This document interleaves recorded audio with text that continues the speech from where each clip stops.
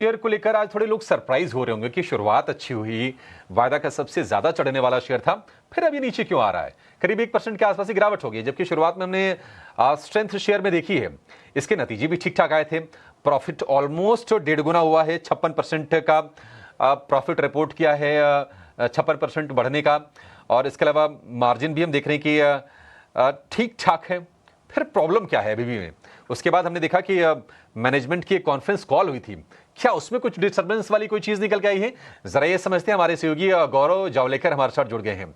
गौरव, surprising move हम कहेंगे, अच्छी शुरुआत के बाद ये बेयर्स की गिरफ्त में आ रहा है, क्या रीजन है इसके? अगर हम बात करें एबीबी इंडिया की तो कहीं पे नंबर्स जो थे वो अनुमान से कुछ ज़्यादा ही अच्छे थे। अगर हम बात करें प्रॉफिटेबिलिटी तो जैसे आपने कहा कि 56% की ग्रोथ देखने को मिली और एक काफ़ी बड़ा पॉजिटिव मार्जिन एक ये था कि एबिटा मार्जिन जो है वहाँ पे 440 बेसिस पॉइंट का एक्सपांशन जो है वो भी देखने को मिला। और इसी के सबके चलते हुए एक अच्छा अपटिक जो है आज के दिन में हमें इस स्टॉक में देखने को मिला। बट उसके बाद ही अभी जो अगर हम बात करें स्टॉक प्राइस की तो कहीं पे अभी भी नेगेटिव में है ये स्टॉक प्राइस। और उसका मेन रीज़न ये है कि कहीं पे जो कॉन कॉल पे कमेंट्री हुई थी वो थोड़ी पेसिमिस्टिक साइड पे थी।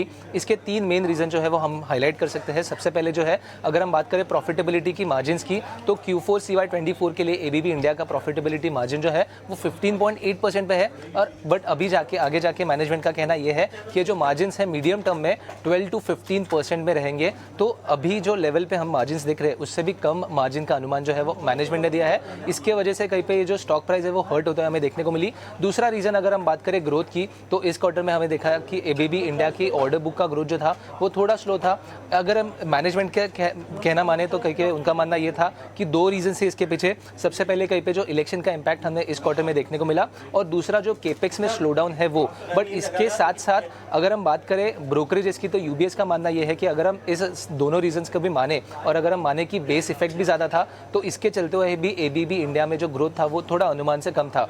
तीसरी बात अगर हम बात करें वैल्यूएशन की तो फिलहाल के लिए अगर हम पीएस के साथ ये वैल्यूएशन अगर हम एबीबी इंडिया का कंपेयर करें तो सबसे ज़्यादा वैल्यूएशन पे जो कंपनी है फिलहाल के लिए ट्रेड कर रही है 55 टाइम्स प्राइस टू इक्विटी पे। तो ये भी एक कंसर्न है इन्वेस्टर्स को लेके कि कहीं पे ओवर प्राइस्ड शेयर है अगर हम पीएस के साथ कंपेयर करें तो। और इसी के चलते हुए एक अच्छे नतीजे के बाद भी वीक कमेंट्री और आगे जाके जो व्यू है इसके चलते हुए कहीं पे जो गिरावट है स्टॉक प्राइस में हमें आज के दिन में देखने को मिल रही है।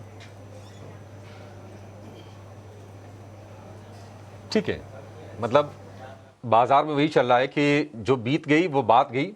आगे आप क्या क्या परफॉर्मेंस देने वाले हैं, बाजार उस पर फोकस करता है। फॉरवर्ड लुकिंग हो गया मार्केट और ये सही भी है किसी कंपनी को जज करने का। जो डेटा है वो तो बैकवर्ड लुकिंग है। जो आपने प्रॉफिट दिखाया, जो आपने मार्जिन दिखाया वो तो पिछले तिमाही के हैं।